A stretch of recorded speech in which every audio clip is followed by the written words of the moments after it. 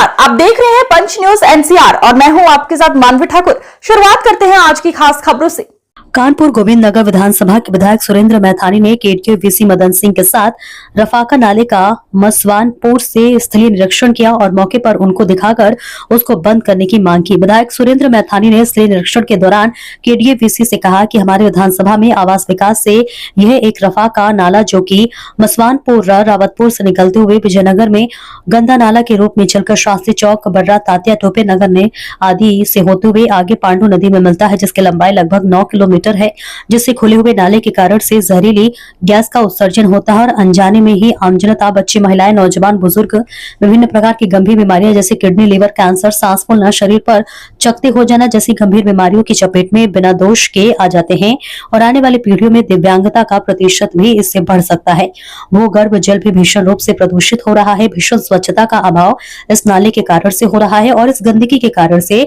आसपास के लोगों का जीना दूभर हो गया है। अतः विशाल जन समुदाय के जीवन को बचाने के लिए और उनके हित में उक्त विशालकाय जानलेवा खुले रफाका नाले को आज की एडवांस टेक्नोलॉजी का इस्तेमाल करते हुए पाइपलाइन से निकालते हुए सीधे पांडु नदी में ट्रीटमेंट उपरांत जोड़ दिया जाए। वहीं उसके ऊपर एक सड़क मार्ग बना दिया जाए जिससे आम जनता को और नाले के दोनों तरफ लगभग 2-2 किलोमीटर की परिधि में रहने वाली जनता और आने वाली पीढ़ी को बड़ी राहत मिलेगी और कानपुर को जाम के कलंक से मुक्ति के प्रयास अंतर्गत एक अतिरिक्त मार्ग भी प्राप्त हो जाएगा, जिससे ट्रैफिक का लोड भी कम तथा डाइवर्ट हो जाएगा। ये कार्य भी ठीक उसी प्रकार से जनहित में हो जाएगा जैसे मैंने डबल पुलिया विजयनगर से लेकर लोहारन भट्टा तक नहर को पाइपलाइन के अंदर से निकालकर उसके ऊपर सड़क मार्ग का निर्माण मैंने मुख्यमंत्री से आग्रह करके पूर्ण कराया है। तो वही उसी तर्ज पर यह निर्माण कर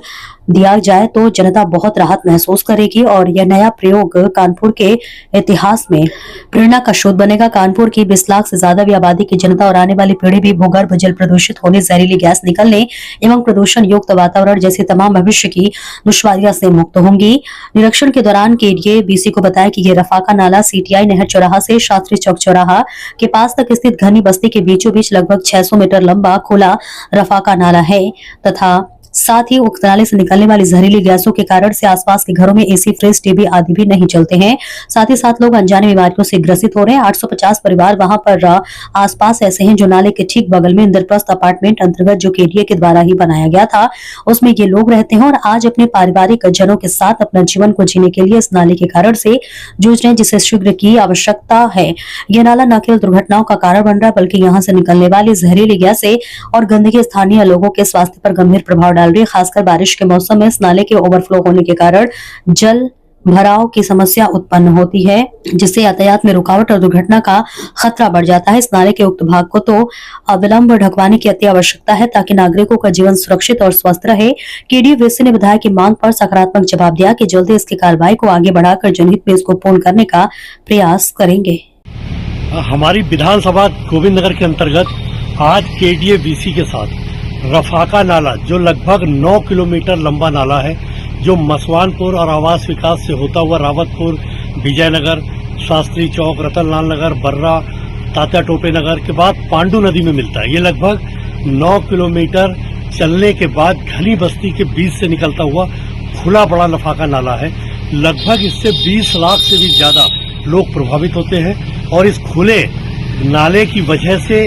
जहरीली गैस का उत्सर्जन होता है। आसपास रहने वाले लोगों के घरों के टीवी, फ्रिज और ये सब नहीं चलते हैं, एसी नहीं चलते हैं और लोगों के चेहरों पर, शरीर पर चकत्ते जैसे पड़ जा रहे हैं। यानी जहरीली गैस के उत्सर्जन से आने वाली पीढ़ी को भी खतरा है और भूगर्भ जल भी प्रदूषित हो रहा है। जो आसपास लोग बोरिंग कराते हैं उस बोरिंग से अमोनिया युक्त पानी निकलने का भी बराबर खतरा बना हुआ है। मैंने आज केडीए वीसी से कहा है कि ये 9 किलोमीटर लंबा नाला जिस पर आज तक कभी किसी का ध्यान नहीं गया है, इस पर आवश्यक है कि हमारी सरकार में माननीय मुख्यमंत्री योगी आदित्यनाथ जी की कृपा से मैं इसको ले आऊंगा और इस नाले को पक्का करके, जैसे मैंने डबल पुलिया से लेकर के लोहारन भट्टा तक नहर को पाइपलाइन से निकाल के उसके ऊपर सड़क बना दी है, उसी प्रकार आज की एडवांस टेक्नोलॉजी को जोड़ते हुए इस नाले को भी बड़े पाइपों से निकाल करके इसके ऊपर एक मार्ग बना दिया जाए, जिससे जाम से भी कानपुर को मुक्ति मिलेगी। एक नया मार्ग जो ट्रैफिक है वो डाइवर्जन के लिए प्राप्त हो जाएगा, लोगों को आवागमन में आसानी हो जाएगी और 20 लाख से भी ज्यादा लोगों को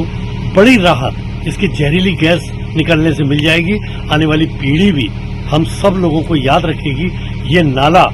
अगर बन गया, इसके लिए लगातार मैं प्रयास कर रहा हूँ। डीसी महोदय से आज निरीक्षण कराया है, उन्होंने इस बात को स्वीकारा है और मैं उत्तर प्रदेश के सदन में भी, मैंने पहले भी याचिका लगाई थी, फिर से याचिका लगा करके और सदन में विषय उठा करके इस नाले को, जो रफाका नाला है, इसको पक्का कराने का पूरा प्रयास करूंगा।